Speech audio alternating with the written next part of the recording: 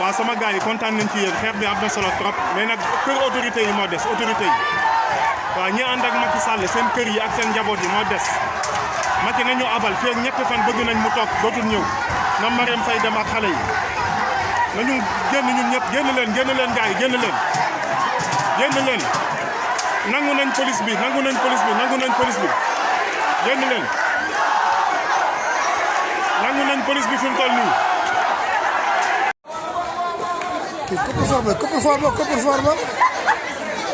coffre-fort baa ngi nii coffre-fort agent bi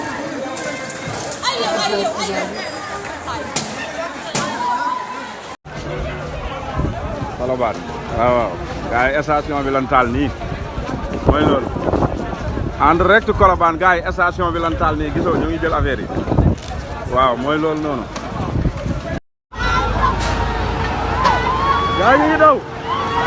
gars ñu ngi daw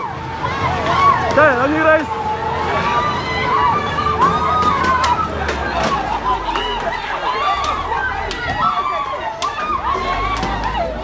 lii Bignona la xewe Bignona kese la xewe Bignona la xewe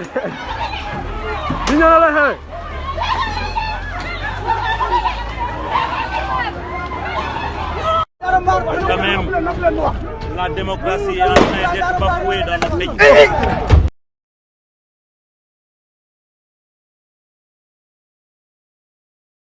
yëmbal noor la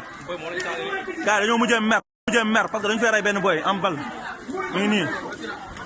waaw noor dafa ñaaw boy baa ngi ne tëdd bal lañ ko dóor mu sedd guyu moo tax gars yi mujjee mer affaire baa ngi